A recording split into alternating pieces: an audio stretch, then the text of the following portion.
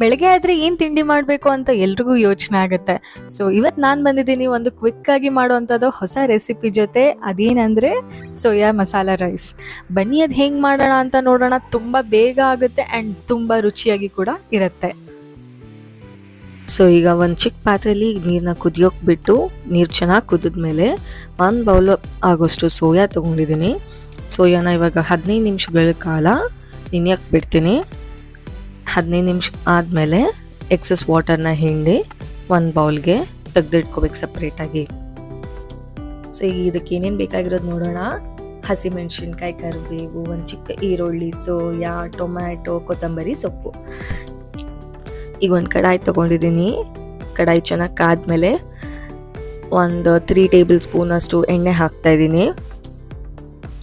ಎಣ್ಣೆ ನಿಮ್ಗೆ ಇನ್ನೂ ಸ್ವಲ್ಪ ಜಾಸ್ತಿ ಬೇಕಿದ್ರೆ ಇನ್ನೂ ಸ್ವಲ್ಪ ಹಾಕೋಬೋದು. ಎಣ್ಣೆ ಕಾದ್ಮೇಲೆ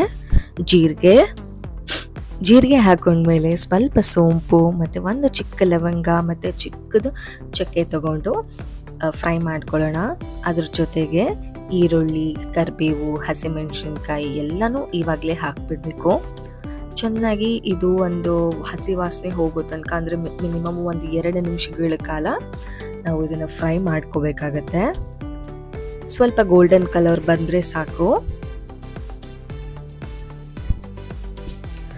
ಸೊ ಇವಾಗ ಫ್ರೈ ಆದಮೇಲೆ ನಾನು 1/2 ಟೇಬಲ್ ಸ್ಪೂನ್ ಅಷ್ಟು ಶುಂಠಿ ಮತ್ತು ಬೆಳ್ಳುಳ್ಳಿ ಪೇಸ್ಟ್ ಹಾಕ್ತಾಯಿದ್ದೀನಿ.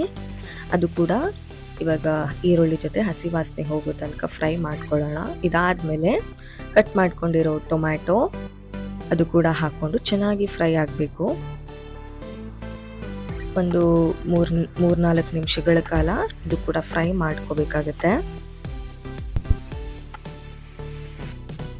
ಟೊಮ್ಯಾಟೊ ಎಲ್ಲ ಸ್ವಲ್ಪ ಫ್ರೈ ಆದಮೇಲೆ 1/2 ಟೇಬಲ್ ಸ್ಪೂನ್ ಅಷ್ಟು ಸಾಲ್ಟ್ ಹಾಕ್ತಾ ಇದ್ದೀನಿ. ನಮ್ಮ ರುಚಿಗೆ ಎಷ್ಟು ಬೇಕೋ ಅಷ್ಟು ಹಾಕೋಬಹುದು. ಸಾಲ್ಟ್ ಎಲ್ಲ ಹಾಕಿ ಟೊಮ್ಯಾಟೊ, ಈರುಳ್ಳಿ ಎಲ್ಲ ಚೆನ್ನಾಗಿ ಬೆಂದಮೇಲೆ ನಾವು ಸೋಯಾ ಏನು ಇಟ್ಕೊಂಡಿದ್ದೀವಲ್ಲ ಆ ಸೋಯಾ ಹಾಕೋಬೇಕಾಗುತ್ತೆ. ಈಗ ಸೋಯಾ ಹಾಕಿ ಚೆನ್ನಾಗಿ ಮಿಕ್ಸ್ ಮಾಡ್ಕೊಳ್ಳಿ.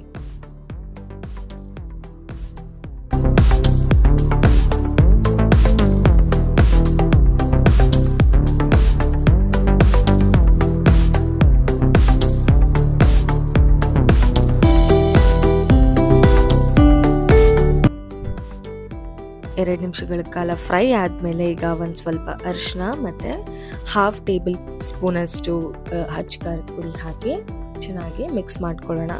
ಹಾಗೆ ಒಂದು 1/4 ಟೀ ಸ್ಪೂನ್ ಅಷ್ಟು ಧನಿಯಾ ಪುಡಿ ಕೂಡ ಹಾಕ್ತಾ ಇದ್ದೀನಿ. ಈಗ ಇಷ್ಟು ಹಾಕಿ ಚೆನ್ನಾಗಿ ಫ್ರೈ ಮಾಡ್ಕೋಬೇಕು.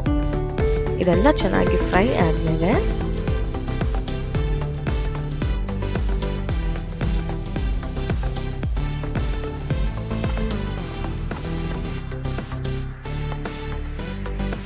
ಎರಡು ನಿಮಿಷ ಆದಮೇಲೆ ಚೆನ್ನಾಗಿ ಫ್ರೈ ಆಗಿರುತ್ತೆ. ಎಲ್ಲ ಸೋಯಾಗೆಲ್ಲ ಉಪ್ಪು ಖಾರ ತಗಲಿರುತ್ತೆ. ಈಗ 1/2 ಟೇಬಲ್ ಸ್ಪೂನ್ ಅಷ್ಟು ಗರಂ ಮಸಾಲ ಹಾಕ್ಕೊಂಡು ಮತ್ತೆ ಮಿಕ್ಸ್ ಮಾಡ್ಕೊಳ್ಳೋಣ.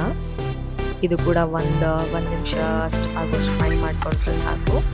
ಇದಾದಮೇಲೆ ಈಗ ನಾವು ಕುಕ್ ಮಾಡ್ಕೊಂಡು ಇಟ್ಕೊಂಡಿರೋ ರೈಸ್ನ ಮಿಕ್ಸ್ ಮಾಡಿ ಎಷ್ಟು ಬೇಕೋ ಗೊಜ್ಜಿಗೆ ಅಷ್ಟು ರೈಸ್ ಹಾಕ್ಕೊಂಡು ಚೆನ್ನಾಗಿ ಮಿಕ್ಸ್ ಮಾಡ್ಕೊಳ್ಳೋಣ.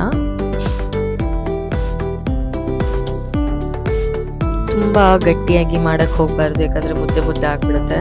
ಸೊ ಎಸ್ಪೆಷಲಿ ಇದು ಟಿಫನ್ ಬಾಕ್ಸ್ಗಳಿಗೆ ಕ್ಯಾರಿ ಮಾಡೋ ಥರ ಆದರೆ ಸ್ವಲ್ಪ ನಿಧಾನಕ್ಕೆ ಆಡಿಸಿದ್ರೆ ಸಾಕು.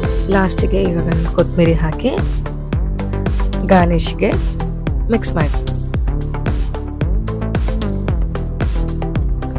ಸೊ ಇವಾಗ ನೋಡಿದ್ರಲ್ಲ, ಕ್ವಿಕ್ಕಾಗಿ ಸೋಯಾ ಮಸಾಲಾ ರೈಸ್ ರೆಡಿ ಆಗಿದೆ.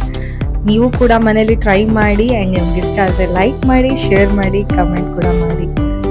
Thank you for watching. Bye.